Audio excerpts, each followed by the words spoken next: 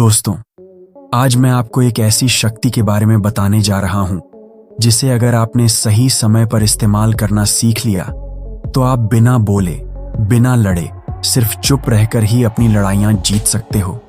ये शक्ति है मौन। लेकिन ठहरिए, मौन का मतलब सिर्फ चुप रहना नहीं। मौन एक कला है, मौन एक रणनीति है, मौन एक ऐसा रहस्य है जो हर सफल व्यक्ति के पास होता है। आचार्य चाणक्य ने कहा है, मौन सबसे बड़ा उत्तर है और सबसे बड़ी ढाल भी। सोचिए, कितनी बार ऐसा हुआ है कि किसी ने आपके बारे में उल्टा सीधा कहा, लेकिन आपने चुप रहकर उसे ही असहज कर दिया। कितनी बार ऐसा हुआ कि आपके सामने बहस की आग भड़काई गई, लेकिन आपने चुप रहकर उस आग को खुद ब खुद बुझा दिया। मौन एक ऐसा हथियार है जिसे आप जितना गुप्त रखते हो उतना ही ताकतवर होता है। लेकिन अफसोस, आज के समय में लोग बोलने में विश्वास करते हैं और सुनने या चुप रहने की कला को भूल चुके हैं।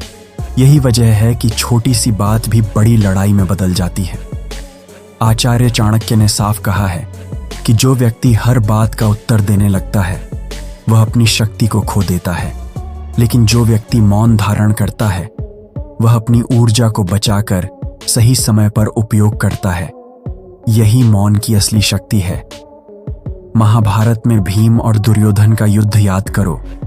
भीम अगर हर समय गुस्से में दुर्योधन से भिड़ता तो हार जाता, लेकिन उसने मौन रहकर, धैर्य रखकर अपनी शक्ति को सही समय पर इस्तेमाल किया। नतीजा यह हुआ कि जीत भीम की हुई। इतिहास के और भी उदाहरण देखो।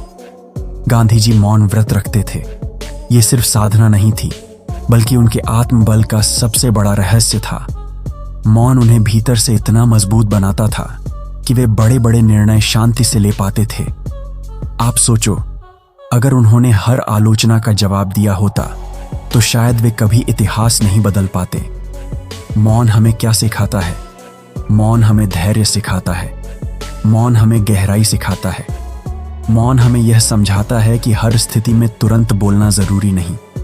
कई बार चुप रहना ही सबसे बड़ा उत्तर होता है। जब कोई मूर्ख आपसे बहस करे और आप चुप रहो तो सामने वाला खुद ब खुद हार जाता है। लेकिन अगर आप बहस में पड़ गए तो आप अपनी ऊर्जा गंवा बैठोगे। आज के समय में मौन का मतलब सिर्फ बोलचाल से नहीं, बल्कि अपनी योजनाओं को गुप्त रखने से भी है। आचार्य चाणक्य ने कहा है, काम पूरा होने से पहले उसे गुप्त रखो। अधूरी योजना सबको बताने से सफलता नहीं, असफलता मिलती है। अगर आप हर छोटी बड़ी योजना सबको बता दोगे तो लोग या तो उसका मजाक उड़ाएंगे या उसे बिगाड़ने की कोशिश करेंगे।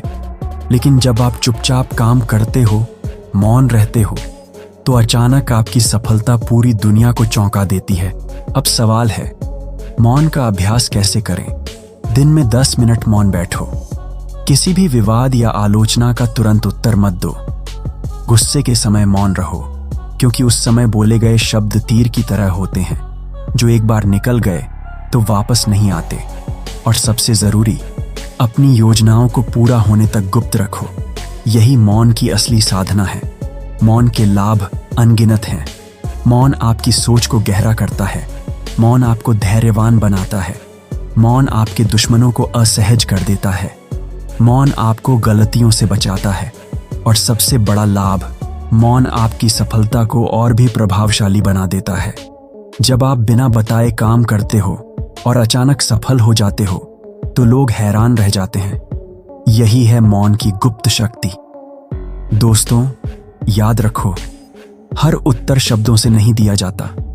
कभी कभी मौन ही सबसे सटीक उत्तर होता है। हर लड़ाई तलवार से नहीं जीती जाती। कुछ लड़ाइयां धैर्य और मौन से जीती जाती हैं। चाणक्य नीति हमें यही सिखाती है। मौन सबसे बड़ी शक्ति है जो बिना बोले भी दुश्मन को हरा देती है। तो आज ही अपने जीवन में ये संकल्प लो, जहां जरूरी है वहीं बोलो, जहां नहीं वहां मौन रहो। अपनी ऊर्जा को बेकार की बहसों में मत गंवाओ। अपने राज्य और अपनी योजनाओं को सही समय तक गुप्त रखो और अपनी सफलता को अपने काम से बोलने दो, अपने शब्दों से नहीं। क्योंकि सच यही है, मौन ही वह गुप्त शक्ति है जो आपको हर जंग जीतने में मदद करती है।